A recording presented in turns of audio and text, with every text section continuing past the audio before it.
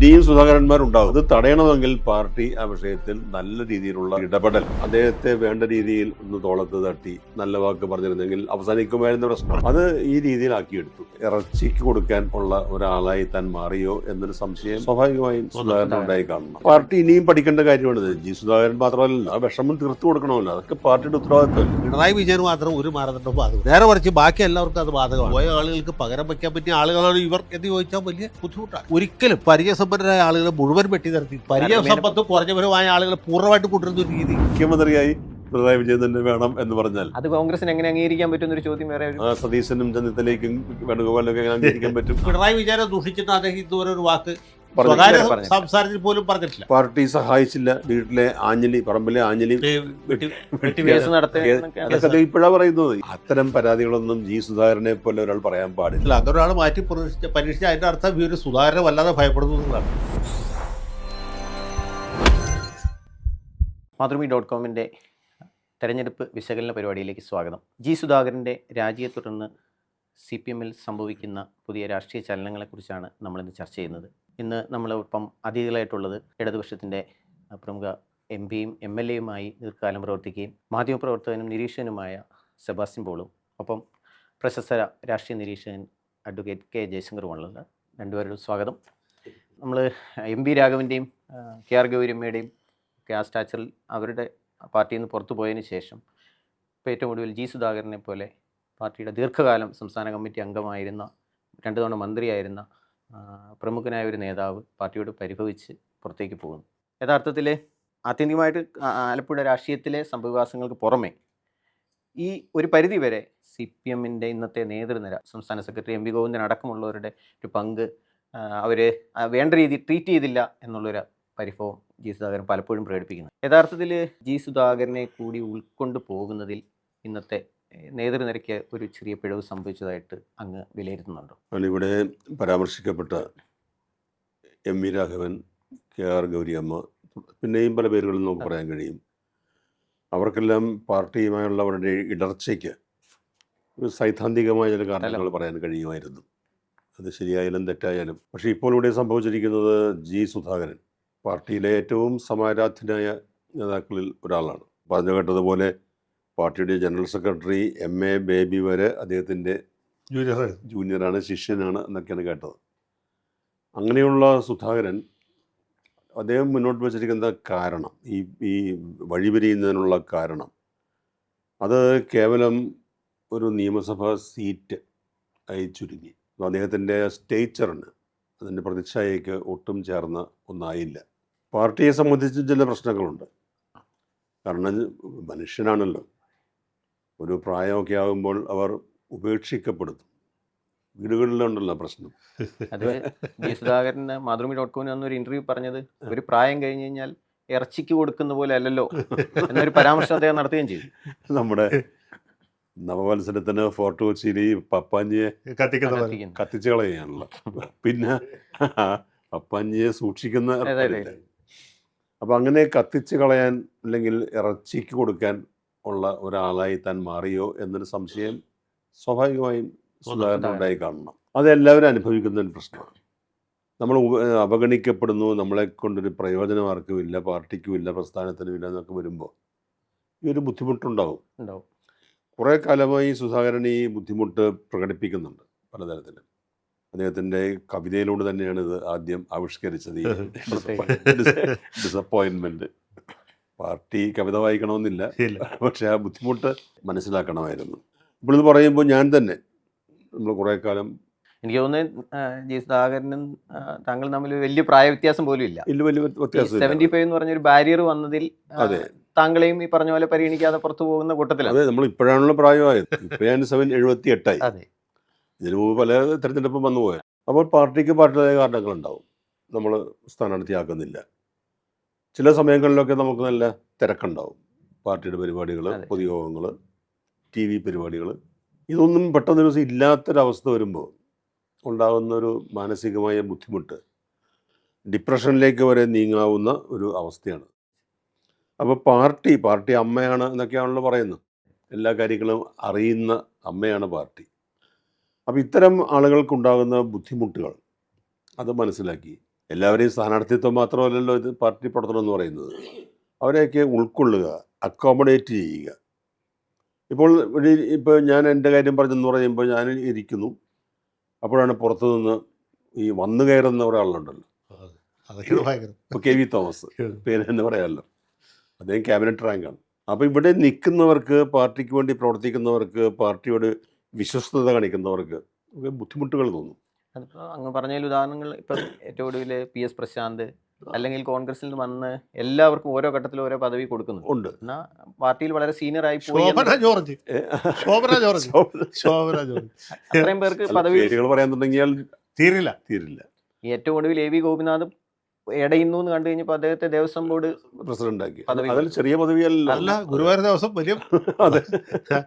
അപ്പോൾ ജി സുധാകരനെ സംബന്ധിച്ച് അദ്ദേഹത്തിന്, എനിക്ക് തോന്നുന്നു, അദ്ദേഹത്തെ വേണ്ട രീതിയിൽ ഒന്ന് തോളത്ത് തട്ടി നല്ല വാക്ക് പറഞ്ഞിരുന്നെങ്കിൽ അവസാനിക്കുമായിരുന്ന പ്രശ്നം അത് ഈ രീതിയിലാക്കിയെടുത്തു. അതിലൊരു പാർട്ടി നേതൃത്വത്തിൽ എത്രയൊക്കെ പറഞ്ഞാൽ അങ്ങനെ ഒരു ചെറിയ വീഴ്ച അല്ല, പാർട്ടി ഇനിയും പഠിക്കേണ്ട കാര്യമാണിത്. ജി സുധാകരൻ മാത്രമല്ലല്ലോ, അല്ല, എത്രയോ പേര് പാർട്ടിയിൽ പലർക്കും ഉണ്ടാകുന്ന ഒരു വിഷമമാണ്. ആ വിഷമം തീർത്തു കൊടുക്കണമല്ലോ, അതൊക്കെ പാർട്ടിയുടെ ഉത്തരവാദിത്തമല്ലേ.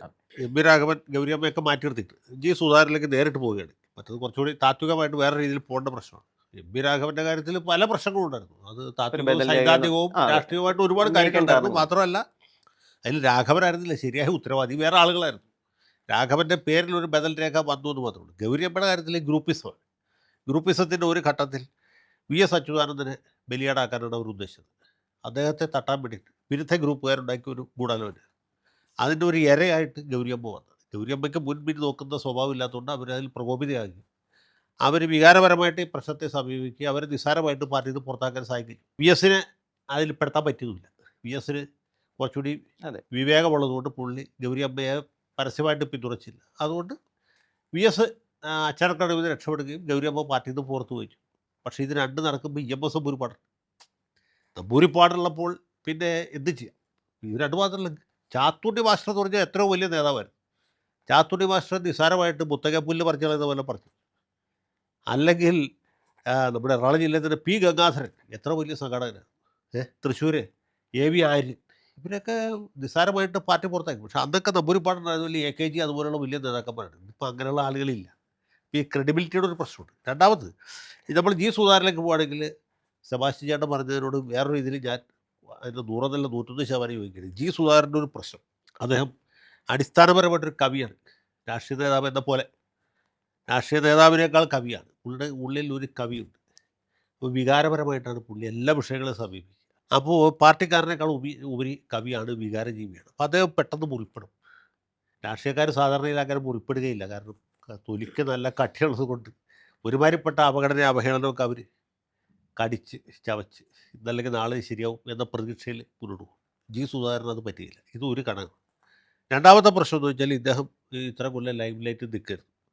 2021 തെരഞ്ഞെടുപ്പിന് മുമ്പായിട്ട് ആരും പ്രതീക്ഷിക്കാത്ത രീതിയിൽ ഇവരെ എല്ലാവരെയും വെട്ടിനിരത്തുകയാണ്. വെട്ടിനിരത്തലിൻ്റെ ഒരു പ്രത്യേക സ്വഭാവമുണ്ട്. അതിന് ഒരു മാനദണ്ഡം കൊടുക്കും. മാനദണ്ഡപ്രകാരം ഇന്ത്യൻ ആളുകൾ മാറിക്കിടും. ഇപ്പോൾ CPIയിലൊക്കെ മാനദണ്ഡം നേരത്തെ നടപ്പാക്കിയതാണ്. അത് നടപ്പാക്കി വെച്ചാൽ എല്ലാവർക്കും ഒരുപോലെ നടപ്പായി. ഇതങ്ങനെയല്ല. പിണറായി വിജയന് മാത്രം ഒരു മാനദണ്ഡവും ബാധകമല്ല. നേരെ മറിച്ച് ബാക്കി എല്ലാവർക്കും അത് ബാധകമാണ്.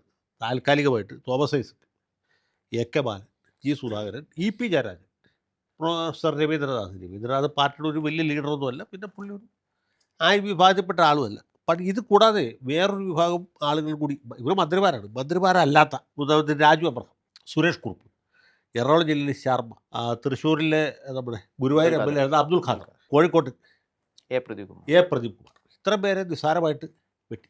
അപ്പോൾ ആരും അതിന് പ്രത്യേകം പരിഭവിച്ചില്ല. കാരണം പെട്ടെന്ന് തെരഞ്ഞെടുപ്പ് വരുന്ന സമയമാണ്. ആരും പ്രതീക്ഷിക്കാത്ത രീതിയിലാണ് ഇങ്ങനെ ഒരു തീരുമാനം വരുന്നത്. തണ്ടർ ഫ്രം ദ ബ്ലൂ എന്ന് പറയില്ലേ, അതിന് പക്ഷേ പാർട്ടി പറയുന്നതിൽ അല്ല, പാർട്ടി ഒരു മാനദണ്ഡം വെക്കുന്നു.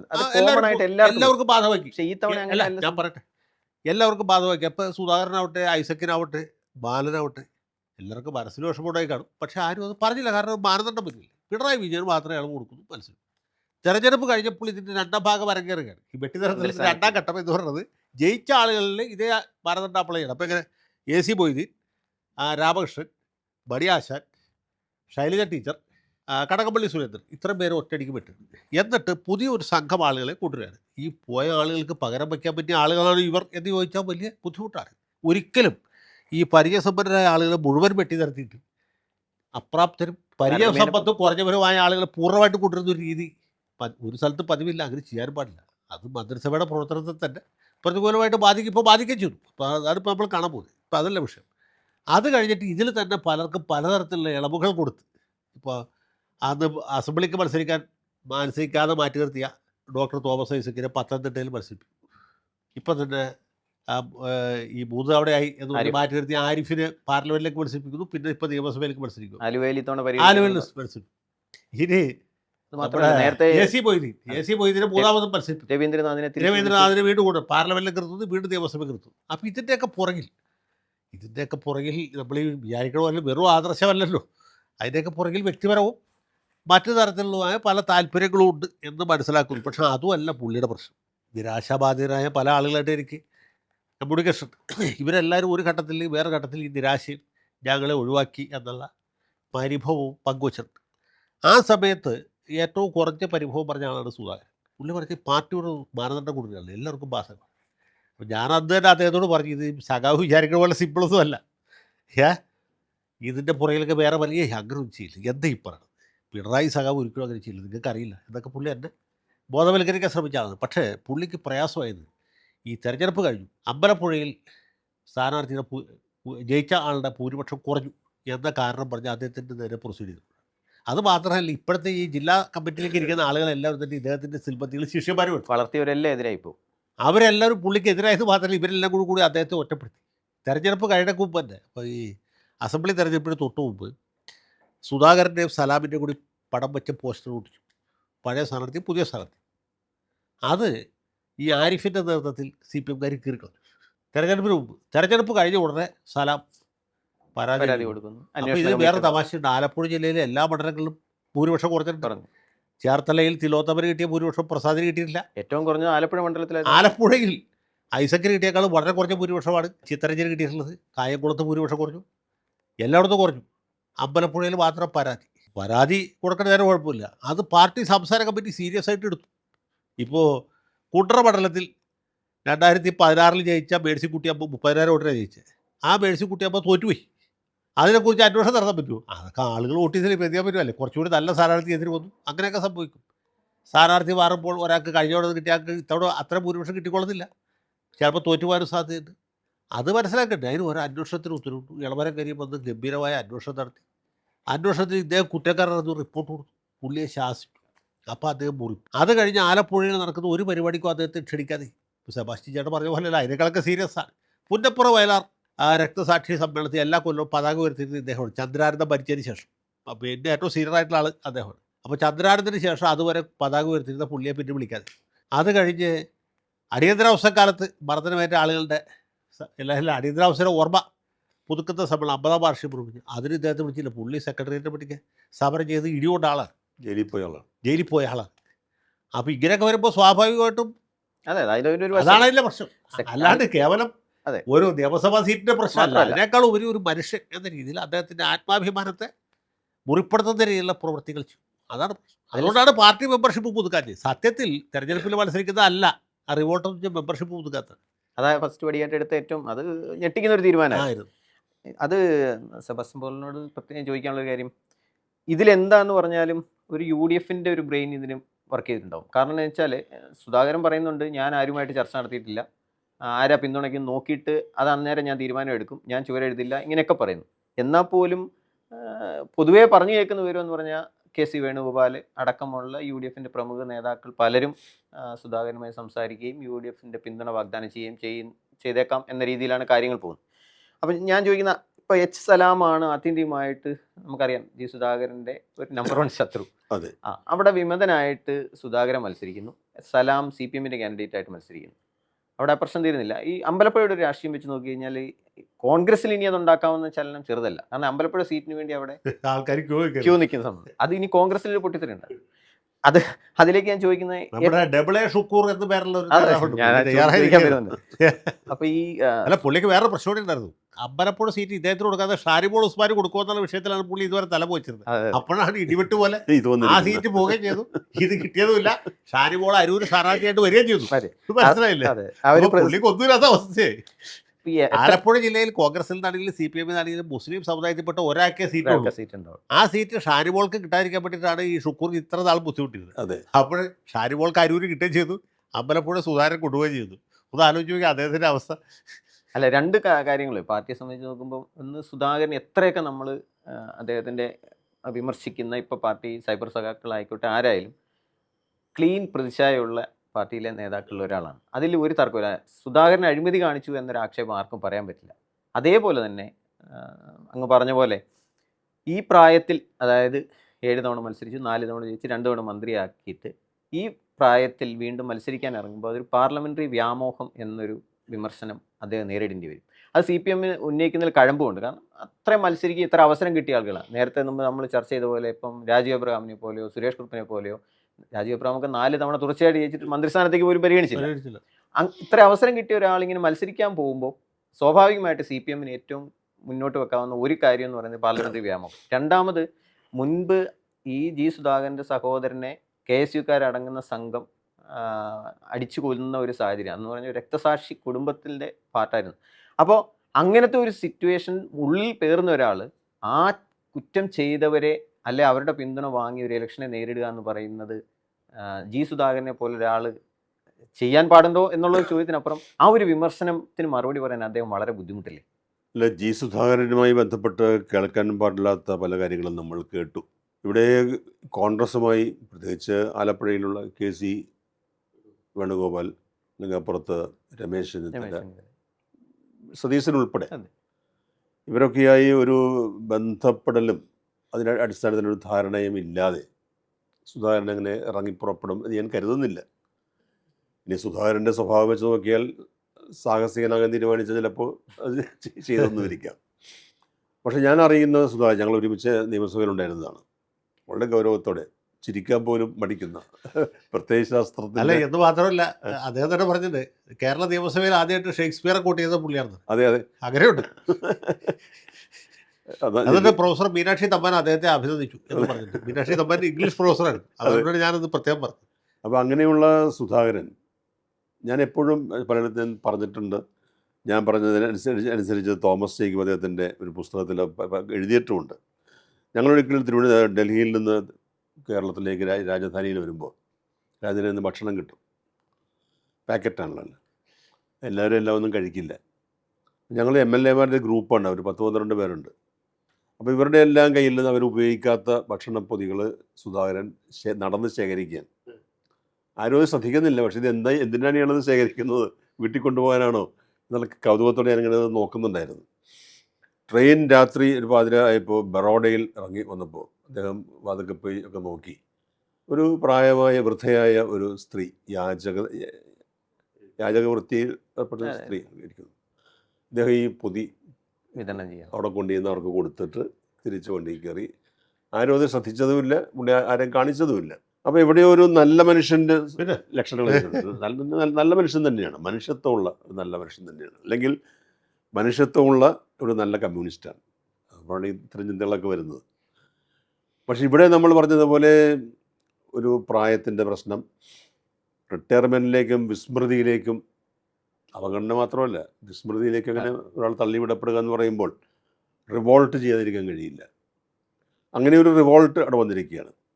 അപ്പോൾ അവിടെ വന്ന പ്രശ്നം എന്ന് പറഞ്ഞാൽ, നമ്മൾ നേരത്തെ MB രാഘവൻ്റെയും ഗൗരിയമ്മയുടെയും കാര്യത്തിൽ പറഞ്ഞതുപോലെയുള്ള പ്രത്യയശാസ്ത്ര പ്രശ്നങ്ങളൊന്നും ഇവിടെ ഇല്ല. അതുകൊണ്ട് എന്ത് പറ്റി, ഇപ്പോൾ ഞാൻ G. സുധാകരനെ നിയമസഭയിൽ പരിചയപ്പെടുത്തിയവർ എന്നോട് പിന്നീട് പറഞ്ഞിട്ടുള്ളത് ഇതിൻ്റെ സഹോദരൻ്റെ രക്തസാക്ഷിത്വമാണ്. ആ രക്തസാക്ഷിത്വത്തിൻ്റെ അടിസ്ഥാനത്തിലാണ് സുധാകരൻ്റെ രാഷ്ട്രീയ ജീവിതം കെട്ടിപ്പടുക്കുന്നത്. ഇപ്പോൾ അദ്ദേഹമൊക്കെ മാറ്റി പറഞ്ഞു.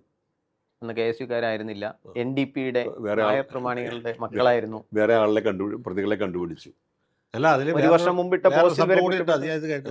അപ്പോൾ ആക്ച്വലി KSUക്കാർ മാത്രമല്ല, AISF-കാരും PSU-ൻ്റെ പ്രവർത്തകരുണ്ട്. PSU-യുടെ RSP-യുടെ വിദ്യാർത്ഥി മറ്റേ കായംകുളത്തെ ശങ്കരൻ നായർ എന്ന് പറഞ്ഞ RSP-യുടെ ഒരു വലിയ നേതാവുണ്ട്, തിരുവിതാംകൂർ ദേവസ്വം ബോർഡ്, അദ്ദേഹത്തിൻ്റെ മകനും.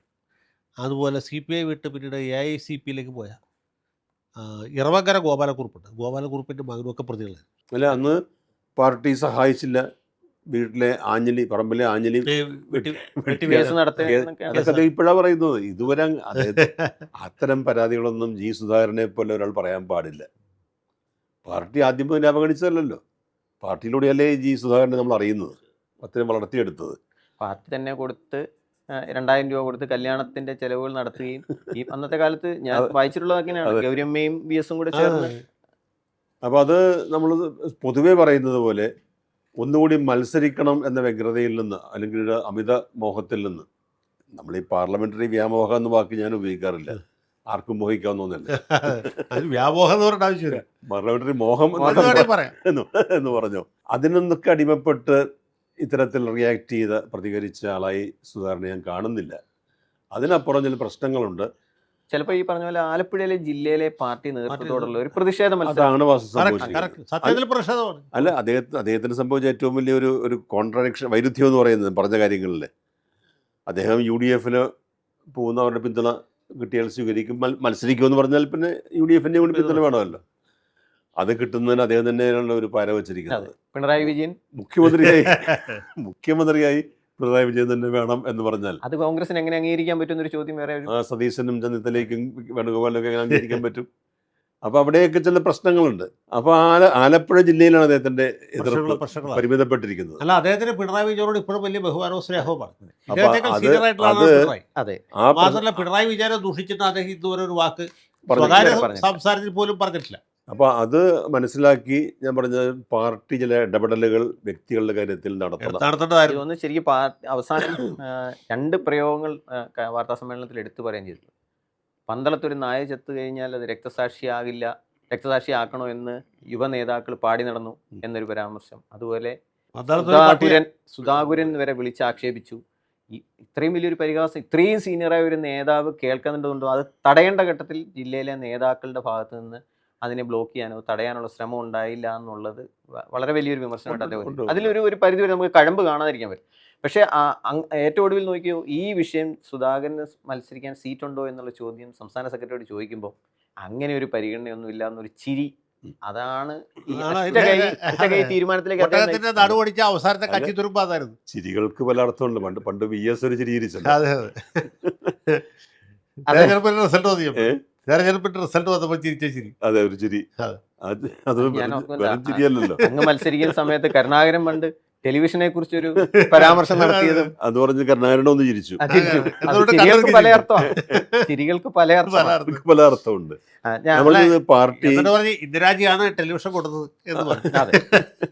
അതുകൊണ്ട് പാർട്ടി ഇപ്പോഴും ബാക്കിയെല്ലാം അങ്ങനെ നടന്നോട്ടെ.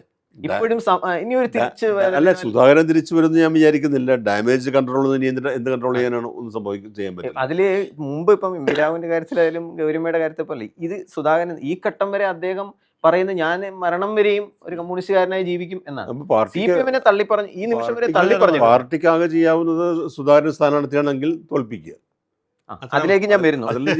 നമ്മളിപ്പോൾ അമ്പലപ്പുഴയുടെ ഞാൻ ജയശങ്കറിനോട് ചോദിക്കുന്നു, അമ്പലപ്പുഴയുടെ ഒരു രാഷ്ട്രീയം നന്നായിട്ട് പഠിച്ച ഒരാളെന്ന നിലയ്ക്ക് ഇതുവരെ കാണാത്തൊരു മത്സരമാണ് ഇനി അവിടെ നടക്കാൻ പോകുന്നത്. ഇപ്പം സലാം അവിടെ മത്സരിക്കുന്നു. നമ്മൾ മുമ്പേ പറഞ്ഞ പോലെ ഷുക്കൂറിനെ പോലെ ഒരാൾക്ക് അവിടെ സീറ്റ് കിട്ടിയില്ലെങ്കിൽ അദ്ദേഹം ഇനി വിമതനാവുമോ?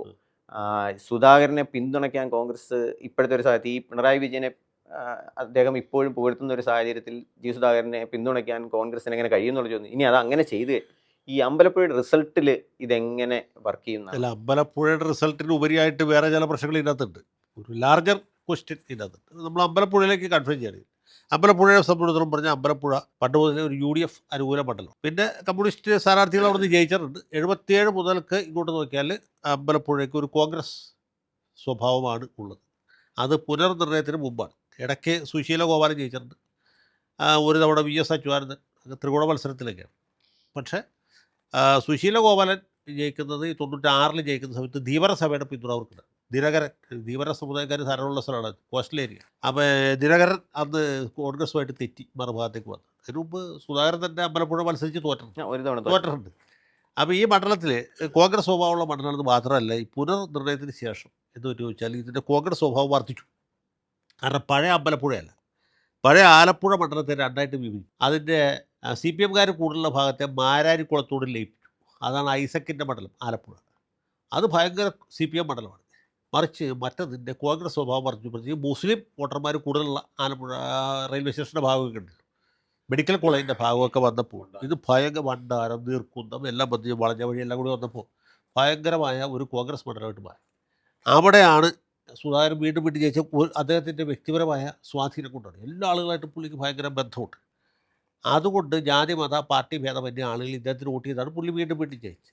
അതുകൊണ്ടാണ് പിന്നെ ഒരാൾ വന്നപ്പോൾ അത്ര വോട്ട് കിട്ടാൻ കുറേ അദ്ദേഹത്തിൻ്റെ പേഴ്സണലാണ്. അത് ഇപ്പോഴും ഒരു കോൺഗ്രസ് മണ്ഡലമാണ്, കോൺഗ്രസ് സ്വഭാവമുള്ള മണ്ഡലമാണ്. സുധാകരൻ മാറി കഴിഞ്ഞപ്പോൾ അതുകൊണ്ടാണ് ലിജു വീണ്ടും അവിടെ ഒരു അംഗം കുറിച്ചത്. പക്ഷേ അപ്പോഴും വിജയിക്കാൻ കഴിഞ്ഞു. അപ്പോൾ അങ്ങനെ ഒരു കോൺഗ്രസ് സ്വഭാവമുള്ള മണ്ഡലത്തിലാണ് ഇത് വീണ്ടും മത്സരിക്കുന്നത്. എന്ന് വെച്ചാൽ എല്ലാ കോൺഗ്രസ്സുകാരും അദ്ദേഹത്തിന് വോട്ട് ചെയ്തുകൊള്ളുന്നുണ്ടോ, എല്ലാ മാർക്സിസ്റ്റുകാരും സലാമിന് വോട്ട് ചെയ്തുകൊള്ളുന്നുണ്ടോ? അങ്ങനെ പണ്ടത്തെ കോൺഗ്രസും മാർക്സിസ്റ്റ് മാത്രമല്ല, ഇപ്പോൾ BJP-യും സജീവമായിട്ട് വന്നിട്ടുണ്ട്. മാത്രമല്ല ഒരു അഭിഭാഷകനെ തലയ്ക്ക് കൂടം കൊണ്ട് അടിച്ചു പോകുന്നതൊക്കെ ഈ മണ്ഡലത്തിലാണ്. രഞ്ജിത്ത് ശ്രീനിവാസൻ്റെ കേസൊക്കെ പറഞ്ഞിട്ടുണ്ട്. പ്രത്യേകിച്ച് ധീവര സമുദായക്കാരുടെ ഇടയിൽ BJP-യുടെ സ്വാധീനം വല്ലാതെ വർദ്ധിച്ചിട്ടുണ്ട്. ഈ ധീവര സഭയുടെ സമ്മേളനത്തിന് പ്രധാനമന്ത്രി വന്ന് വെറുതെ അല്ല, അദ്ദേഹത്തിന് അവിടെ വേറെ യാതൊരു ജോലി ഇല്ലാത്തതുകൊണ്ടല്ലേ ഇവിടെ വന്ന് സമ്മേളനം ഉദ്ഘാടനം ചെയ്ത് ഇലക്ഷൻ രാഷ്ട്രീയ ലക്ഷ്യമാണ്.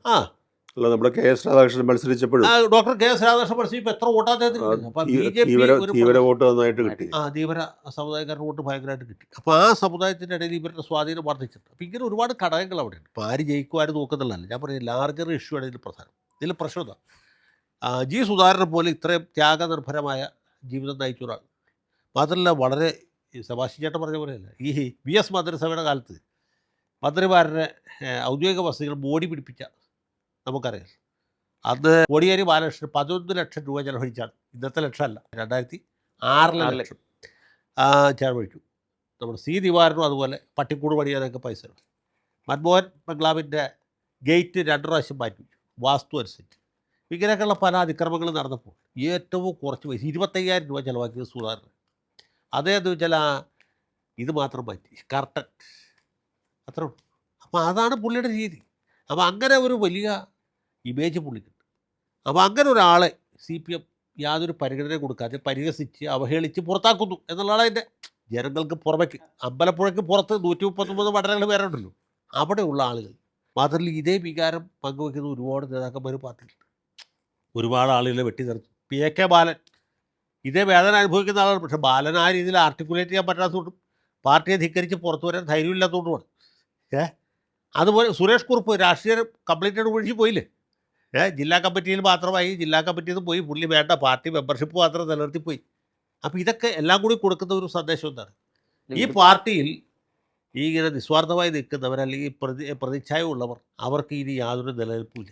പാർട്ടിയിൽ ഒരു പുത്തൻ കൂറ്റുകാരായ ഒരുപാട് നേതാക്കൾ, ഈ വന്നു കയറിയ ആളുകൾ, പിന്നെ ഇടക്കാലത്ത് വന്ന് ഇടപ്രമുഖന്മാരായി മാറിയ ആളുകൾ. ഇപ്പോൾ പേര് പറഞ്ഞ സജി ചെറിയ, അദ്ദേഹത്തിന്റെ സുധാകരൻ കുറെ കാലമായിട്ട് തൊട്ടിരുന്നു. അത് അവിടെ ഈ ലഹരി കടത്ത്, അതേപോലെ ഭയങ്കരമായ ആക്ഷേപങ്ങൾ ഈ ജില്ലയിൽ CPM അശ്ലീല വീഡിയോ പ്രചരിച്ച കഥ, അങ്ങനെ ഒരുപാട് ഈ ഇടതുപക്ഷ ധാർമ്മികതയ്ക്ക് നിരക്കാത്ത ഒരുപാട് നടപടികൾ പാർട്ടിക്കകത്തുണ്ട് എന്ന് ജനങ്ങൾ പൊതുവെ വിശ്വസിക്കില്ല. പാർട്ടിക്കാർക്കും ആ പരാതിയുണ്ട്.